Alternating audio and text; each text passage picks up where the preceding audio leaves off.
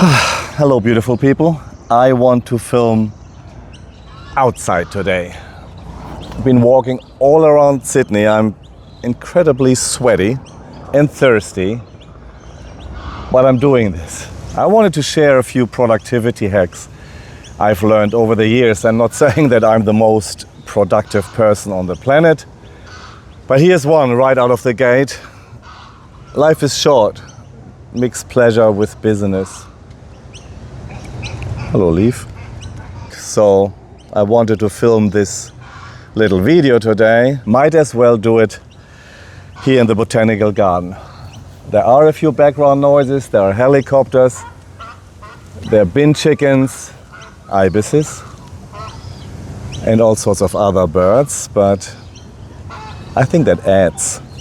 Well, I used to think that productivity is about addition, doing more things, when in reality I found out that it's about subtraction. It's about doing less. One of the things that somebody told me and that I now tell all the startup founders that I coach is focus is about the 1,000 things that you don't do every day. So in short, rather than creating a to-do list, create a non-to-do list. Things I absolutely won't do. Well, focus is a filter, not a muscle. And I always try to brute force, try my focus and try harder and work more, and did notice that the quality of my work diminished. And instead, I now filter distractions. Things that don't matter. So the not to-do list, what goes on it? Things that don't move the needle or things that are not important to me. Low value stuff. Low value to me and to the world around me. Don't do it.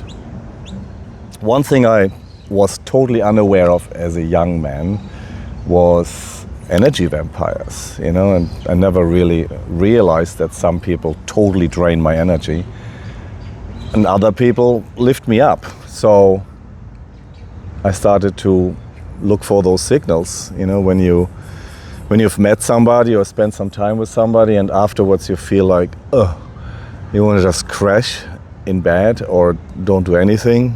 You are lower on energy than you were before. They are energy vampires. And some people lift me up, so I try to spend more and more time around people that increase my energy. Hopefully be respectful and not decrease their energy. It should be something that goes more, it's a mutual thing. Yeah, I think number 2 on my list would be create focus triggers. Create rituals around your focus time. Put on your headphones, a special chair, a special place, a cup of coffee, a playlist. Actually, I've got one playlist. I've made a lot of flow state playlists, like medium tempo house, deep house, something without words, something that doesn't distract me. Or if it has words, it has some words in a language that I don't understand. That helps too. But just some steady rhythm, or the lo-fi girl, really, really cool. And when I put that playlist on, my brain sort of expects flow state to come. It has become a bit of a ritual. It has become a bit of a Pavlovian response, I guess. The headphones go on. I have a glass of water. I have a cup of coffee. I'm behind my screen. I put on that playlist and everybody around me knows do not disturb unless your hair is on fire. And the flow state comes very easily now. So find your place, find your things that allow you to do flow state, I remember I used to have that. I used to restore a motorbike in the shed, and the smell of the shed and the tools there and the motorbike standing there and switching on the light and putting on some music. It created that flow state for me as well, for fixing motorbikes. So create that ritual, that flow state ritual. And then use that flow state in your most creative hour. They say the first 8 hours after waking up, they're usually the most productive. That's where your brain is functioning really well. I know that when I was younger, I had my most creative time in the evening, like from 8 to midnight or later even sometimes. I did all my paintings at night. Really bad light, but it's do not disturb is much easier after hours. Maybe the kids are in bed and so on and so on. So find your time and brutally block it. Brutally block it from the outside world. And start with the hardest thing, not with the easiest thing. This is independent from what I tell startups, the low-hanging fruit. It's not that. It's sometimes we push this one thing in front of us that is a little bit trickier. We can do it, we are good at it, and once we do it, it makes us happy, sort of thing. But how often do we get into the office in the morning and we open email, and before you know it, it's lunchtime, and you have achieved nothing. It's like time confetti, a little bit here, a little bit there, a little bit there. I have now learned to get into my email and just scan it and really force myself not to engage with any one of them unless there's an absolute emergency. And if you have an assistant, even better. They can do that, but I don't. So I have a quick look, don't read anything specifically. I sometimes just scan my emails for is anybody's hair is on fire, and if that's not the case, then I close email again, close all the Slack and all the other stuff, no notifications, totally block out time for that task, and then I sit down and do that thing. I used to be incredibly available. I thought being a good boss means like my door is always open. I mean, I don't work in an office with doors anymore, but being totally available to everybody, people just text me or call me out of the blue. I think that's sort of a people pleaser left over, like people don't love me if I'm not totally responsive. But email and text and Slacks, they're other people's to-do lists. And they sort of hijack my time, and I might not even create so much value. So be unavailable, like totally unavailable. Block your time for yourself. I'm actually blocking every Tuesday for me. Tuesdays is Bonnie Day, and at the moment I'm working on my book. I'm writing some chapters. I'm looking at my overall plan, and it's sort of high-level strategic stuff that I want to do and how I want to spend my time. And yeah, on good days I get a chapter of my book done, and I feel really good about that. And that day is totally blocked in my calendar every Tuesday. I mean, sometimes I, ease that up and see somebody and stuff, but generally speaking, my calendar is blocked on Tuesdays. And things that are very important to me, like writing my second book, I put those time blocks throughout my week, right? I also have a habit of shortening every timeline I have. So if I have 2 weeks, I give myself 1 week. Not to create false urgency, but to create that buffer, and I used to be one of those students that always did the assignment like the night before, and for some reason I get incredibly creative and focused. But that's not a healthy thing to do. But I feel that if I give myself too much time, then, I have a workshop in 3 months. I don't really get started until a week before, and that's not good. And then gamify your tasks, gamify your stuff. I reward myself, like, let me just do this one thing, and then I go and have a nice cup of coffee. you know, and have a walk around the office or go outside or something. Plan your day around your energy, not so much your time. Time is really not the factor. It's more how good your brain functions. You know, what's your most creative, most energized time of the day. So what's sort of happening? Observe yourself. When do you find things really, really hard? And when do you find things really, really easy? Again, they say first 8 hours after waking up. You know, like my grandmother used to say that what you don't get done before lunch, you don't get done all day. And there is some truth to that, you know, and I feel that for me.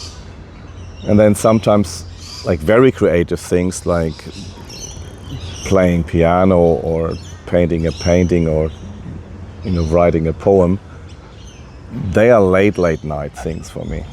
But sort of work-related stuff, definitely the morning. Definitely the morning.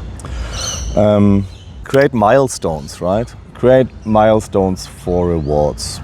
Why not? You know, like if I've done this, I give myself a little treat. Like a seal at SeaWorld.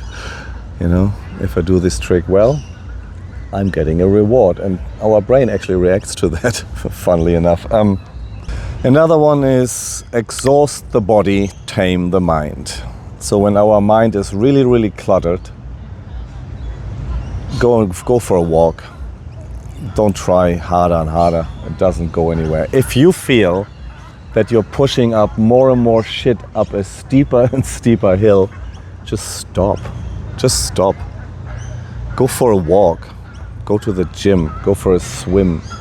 Do something else. And moving is probably the best way to do that. You know, moving the body unclutters the mind. Oh, talking about control, that's another thing. So sometimes life can get very stressful and you have to sort of do some deep thinking. And for me, interestingly enough, that happens when I take control back over some aspects of my life. For example, cleaning something, you know, like cleaning the kitchen, cleaning the bathroom, tidying up my place, tidying up my desk. While I do those tasks, it sort of frees up the other areas of my mind. It's actually very cool. It's not technically multitasking. It's more occupying your monkey mind with something that runs on autopilot, and then suddenly, you know,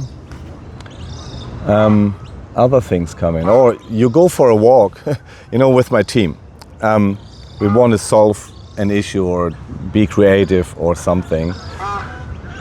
Booking a meeting room, sitting there, whiteboard, nothing comes. Sometimes we just go for a walk, you know, like let's go to the cafe that's really far away, and at that time when you sort of walk next to each other, looking in the same direction, so much good stuff comes up. So, and then of course, record it so you can expand on it later. You know, normally we realize that our mind is not broken. You know, a lot of people think, oh, I'm ADHD or I'm this and I'm that.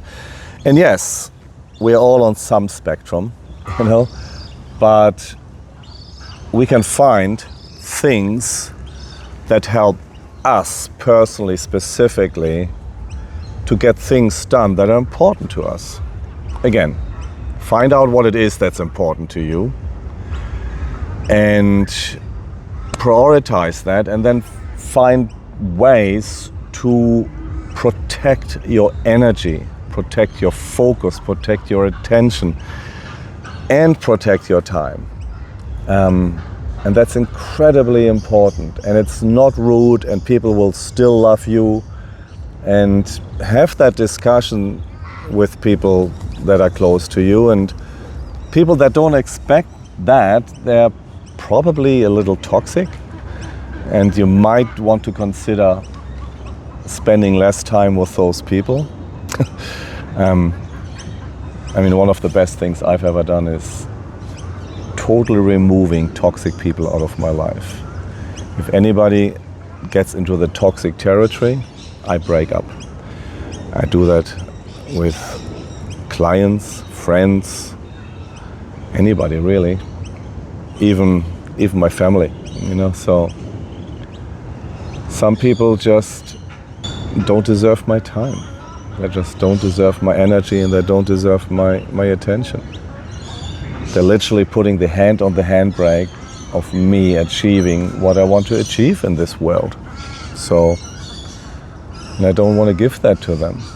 And you can love people, but not like them. That is possible. And when that is the case, you can kindly tell them that I want to give myself the attention that I deserve. And this is incredibly important to me. And I would love for you to support me in that.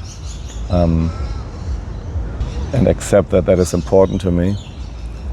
But if that is not something that you can live with or accept, then I want to reduce the time we spend together to a minimum. I think that's fair enough. I'm not sure if that was 10 productivity hacks or focus hacks. And I'm also not sure if they all work for you. We are all incredibly different and we're all on some spectrum. But try some of those and then tweak them and find your rhythm, find your thing, find your spot where you can focus, find your music that helps you, getting into the flow state. Find the way dealing with the people around you so they respect your time and your space, and tweak it over time. Like, these things are not rules that are put into concrete. They are sort of, this stuff worked for me and it works incredibly well, and I'm getting better and better at it, and I'm still learning. So good luck. And I really enjoyed doing this from here today. I think I will do this more often. I love you all. See you next week.